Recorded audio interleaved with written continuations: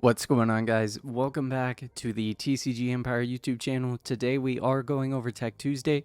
If you're new here, you're not sure what that is, it's where we take the deck of the week and we talk about some ways in which we could possibly make the list better to improve matchups, or some cards that you could run, or increasing counts of cards you could run in order to better your matchup with the deck of the week. We did talk about Blue Doflamingo this week, so we are going to talk about cards that can actually help that matchup. There's not a lot that you can really put into blue in order to improve your matchup, and when it comes to the mirror match, it's kind of awkward. There is one card that I'm going to talk about later, but we'll get to that after we get through everything else. So the first cards that we're going to talk about are black. There is a long list of cards here. I won't get too quick on the explanations, but I also won't be too long on them. It's just mainly about trying to disrupt everything that blue wants to do. When it comes to blue, they want to play a bunch of characters down for very little cost and try to benefit off of having a ton of blockers and also having consistent 6 to 7k swings each turn. So we really want to kind of get past that. So the first cards for black we are going to talk about is Isuka. Now Isuka is the same thing as Basil Hawkins for green. This card, when it KOs one of your opponent's characters, you can set it to active. So it's a very good card, as when Doflamingo summons characters, it tends to go into rest mode, which means Asuka can potentially get 2 swings through and make them waste more cards in doing so. The next card is Kobe. It just works out great because most of the time the cards that they're playing are 4 cost or under. And so when it comes down to it, Kobe can actually deal with a lot of the cards that they may play down. Or if you have things like the Smoker Leader, you can actually play down a Kobe after using the Smoker Leader effect and KO whatever they chose to play. So you can have them waste cards with Asuka and then Kobe in order to finish the threat. The next card, Sakazuki.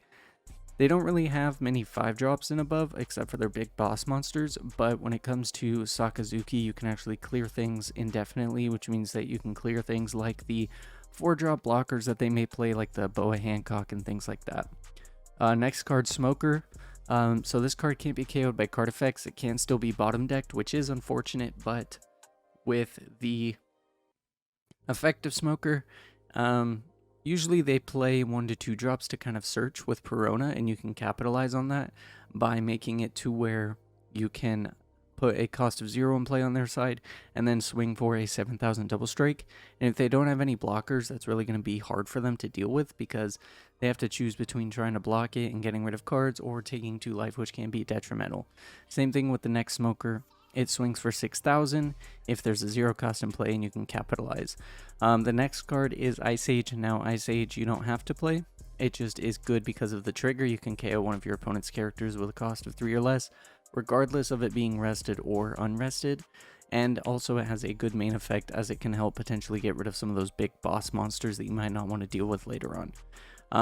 For blue, I did say that blue would come up later on, but the list of this order kind of put it here. So with blue, really you just want to make sure that if you want to improve your blue matchup into the mirror, try to have 4 of the promo Jinbei, as it does let you have a 5k body that's consistently swinging, and if they choose to KO it, you can bottom deck a 3 cost or less. So it is pretty good for blue to play. For green, we do have Basil Hawkins, as I stated. With Basil Hawkins, it doesn't have to KO a character to restand, it just has to battle one, which means that you can consistently get 2 swings through with Basil Hawkins, and you can force them to dump a lot of cards if they're wanting to protect everything, or you can KO something that's tapped and then go for life, so it's pretty good. With the Yamato, you can rest one of your opponent's characters with a cost of 6 or less, so you can actually rest things like the Boa Hancock blocker that they could use to possibly draw, and so it works hand in hand with some other cards on here. Next card used is Captain Kidd. Now Kidd is a big problem when it comes to blue. They don't really have any big monsters that can deal with it except for the Ivankov and then the Luffy combo. But before they get that out, they really have to try and figure out how to deal with the Kidd, as they don't have a way to really pop it. Everything that bottom decks a card is a cost of 7 or less, and Kidd being 8, it really throws a wrench in what they want to do. So they have to focus on this, and if you can keep it alive, they're going to have a very hard time dealing with it. Next, we have X Drake. When it comes to X Drake, it's just very simple. You KO one of your opponent's rested characters with a cost of 4 or less. This means that anything that they choose to play down with the leader's effect is going to be KO'd. Next, we do have Straw Sword. Just a simple rest one of your opponent's characters.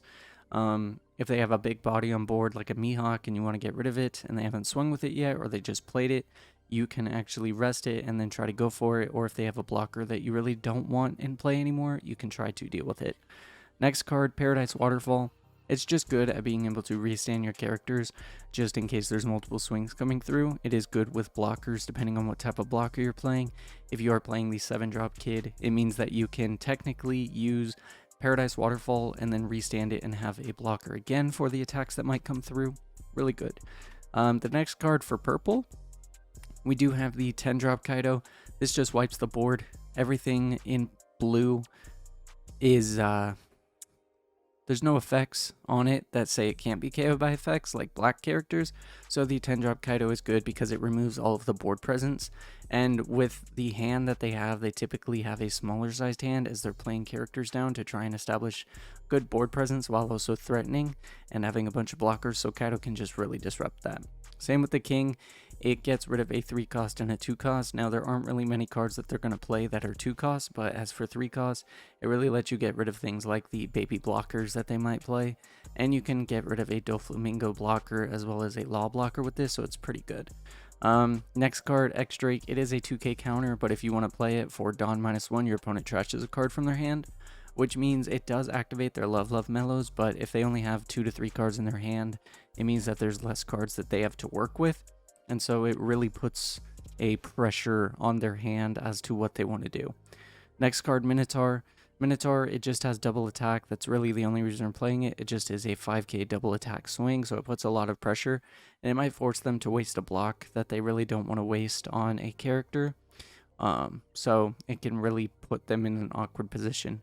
Next card is Douglas Bullet. So Douglas Bullet hasn't seen a lot of play, but with it, it is a 10,000 attacker that is 8 Dawn to play, and once per turn you can Dawn -4, and you rest 2 of your opponent's characters with a cost of 6 or less, and then it gains double attack during the turn. So that means you can rest 2 of their blockers, you can rest a Luffy, you can rest a lot of really fun and interesting cards that they might actually run in their list, and it means you don't have to deal with them, or you can potentially, get rid of those threats. The last card for purple is Hell's Judgment. Hell's Judgment is good just because it gives the -3000 power to 2 of the characters, and with the board presence that Doflamingo likes to get with being able to cheat out characters, being able to mitigate how many attacks they can get a turn is really good. Finally for red, red is gonna go hand in hand with every card. When it comes to the red into blue matchup, red really needs to try and control the board and get rid of the characters fast. So the first card we have is Nico Robin. When attacking, KOA 3000 power or less.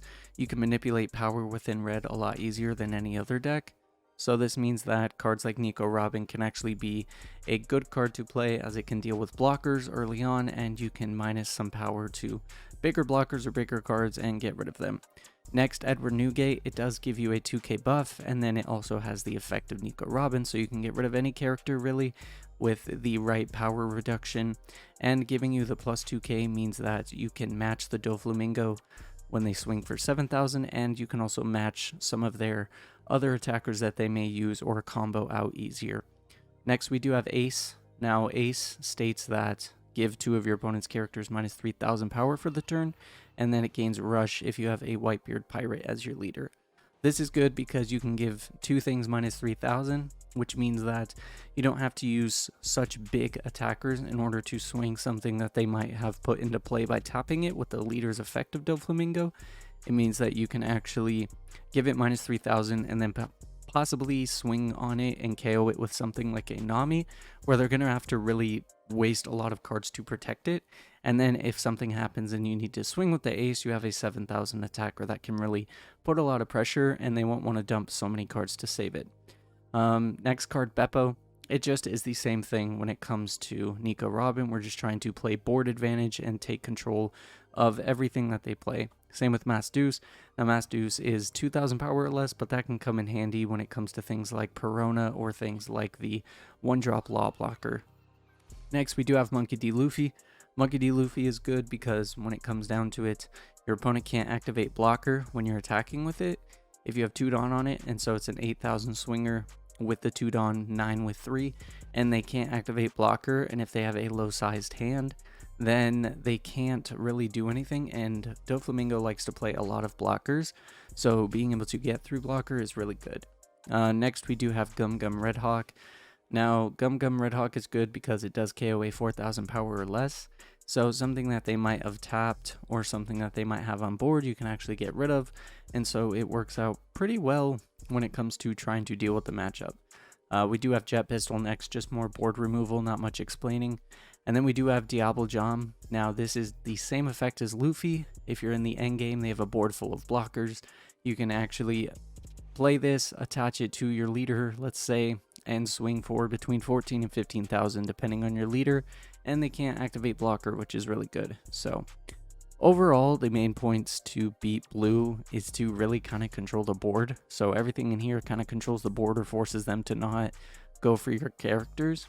So either way, I think that some of these cards will definitely help your matchup. It won't 100% make it beatable, but it could improve it with the right combination of cards and depending on how your board state looks. But overall, thank you guys for watching today's video. I hope you enjoy it. If you do, smash that like button, subscribe, turn on post notifications, and I'll catch you guys in tomorrow's What to Buy Wednesday.